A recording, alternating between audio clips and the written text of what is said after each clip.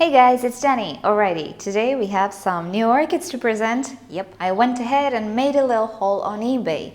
Now, the seller these orchids come from is, of course, Cattleya II. I don't know why I'm saying of course, but he is one of my favorite sellers, and I am pretty excited about these orchids. So, let me show you what I got. Let's start with the funkiest ones.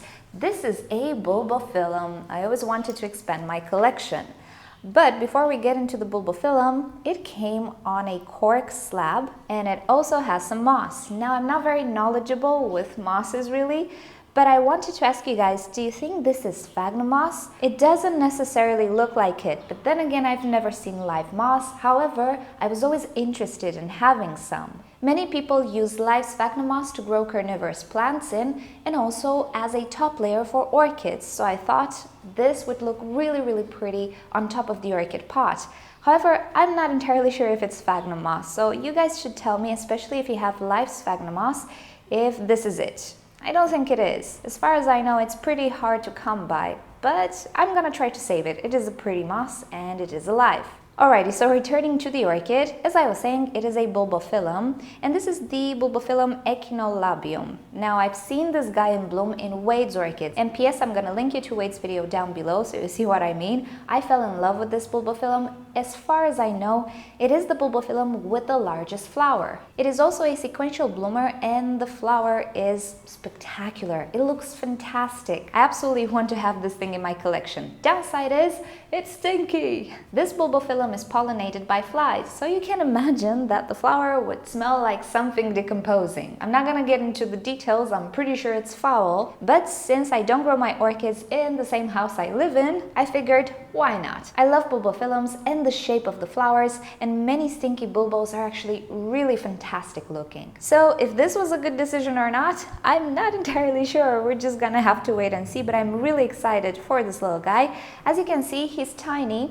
It is a young plant, but it can actually bloom at a pretty young age. Also, the flower is just really big compared to the pseudobulbs. This guy doesn't get very large. I doubt it reaches the size of the Elizabeth and Buckleberry that I have, so that should make for a nice contrast. And price, I'm not entirely sure, maybe 10 euros, something of the sorts. Really good price for this guy. I'll add down below the prices because I really don't remember. And I seem to have gotten 2 plants for the price of 1. If this is sphagnum moss, then I would be even happier. If not, I'm still gonna use it as a top layer. I have no issue with organics as long as they're alive. Actually, my whole inorganic setup is created so that it doesn't damage roots in time. But if I manage to maintain a live moss top layer, then I'm happy. It is another plant to grow. It's not like it's a dead medium that needs changing. You know what I mean? So I have no issue with maintaining this moss as long as I can grow it, of course. And is this thing sphagnum moss? Or if it isn't, what is it? Alrighty, next little plant. It has buds and it's quite the special one. This was more expensive, I have to say, but you know me. When I hear Brassavola or hybrids, I don't care. So this is BC Hippodamia. It is a Brassavola nodosa hybrid. I'll share down below the full parentage. It is a fragrant Cattleya, and I suppose it kind of smells like Brassavolas, but moreover, it has really nicely spotted flowers. Now, these buds look like they suffered from light a little bit. They're a little bit light. I hope it doesn't mean they will blast. I really do, because I really want to see this orchid in bloom. So as you can see, it is a pretty tiny orchid, or pretty compact orchid. I'm not gonna say miniature once again, because you guys will tell me, how can you call this a miniature? No, but it's a small plant. Hope you can see. Compared to other Cattleyas, it's really not that large. It seems to produce both unifoliate and bifoliate pseudobulbs, but the leaves are not very narrow, like in the case of the Brassavola. Oh, hold on, I remember the parentage. I remember why I purchased it. It is a cross between 2 very pretty orchids. So the Brassavola nodosa and also the Cattleya acclandiae. I'm a sucker for acclandiae. I have at least an acclandiae hybrid. I just received another one. I might have more, I just don't remember. So yeah, the acclandiae is a really pretty spotted Cattleya. I love the shape. It is also fragrant. So any Brassavola and acclandiae hybrid is welcome in my collection, so you can imagine the hybrid between the two. I just needed to have it. Pretty expensive, as I was saying. This one doesn't want to sit. So yeah, pretty expensive, 20 something euros, but yeah, I'm just a sucker. And this one, What does it look like to you? If you would say zygopetalum, no, I'm not that foolish. I'm not buying zygopetalums. But if you would say Adaglossum, then you would be correct. Yes, it's an Adaglossum. Oh no, I'm missing the tag. I'll write the full name on the screen or in the description because I don't remember it. It is a sort of Adaglossum, but it's not the summit Frenchtown. It is called something with orange, and you're gonna see the picture on the screen. It does have the same shape as the summit Frenchtown, which I own and I love because it has rusty, orangey brownish colors like I like them, but this guy is almost perfectly orange. It doesn't have that brown. Or if it does have it, it's not as dark. It is different. So yet again, how can I resist orange flowers? But this guy is in really good condition. I really hope that all of these roots that I see, oh, well, some of them are dead, but I really hope that I do have a good root system. The orchid looks plump, in very good condition, I might add. We have a new growth happening here.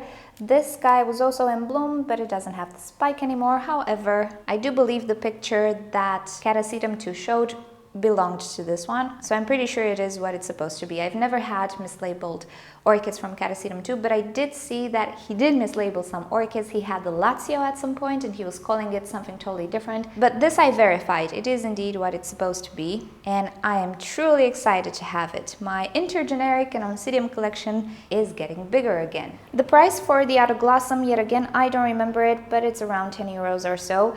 Judging by the pot, I do believe this was purchased from a flower shop or a home improvement store or a store of the sorts, not necessarily a nursery. So I do believe this is available on the market for the public. You don't need to look for it at a nursery necessarily.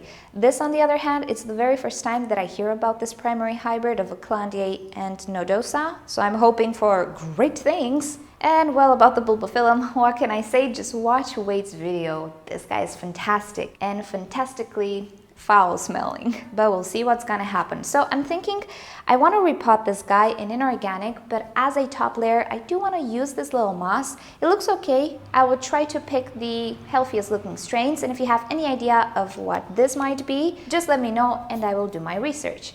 Alrighty, so this was the mini haul that I did from eBay. As I was saying, you can find the link to the seller down in the description. Being that I am in Europe, the seller only ships to Europe. And right now he does have some nice things. If I remember, he has some Leodoros for sale right now, some Barkarias, which I was fancying a little, but hey, I need to be economical. Anyway, he does have some really cool stuff at the moment for sale as well. And I really do hope that one day he'll have the cherry baby once again, because believe it or not, I'm still missing the cherry baby. And this is not okay. I don't feel happy about it. So alrighty guys, thank you for watching this video. You have the names to these orchids down in the description. If you've enjoyed it, please give it a thumbs up. If you hated it, give it a thumbs down. Subscribe to my channel for regular orchids and other plants videos. And don't forget to turn on notifications so you never miss a video. And with that said, I'll see you all next time. Bye!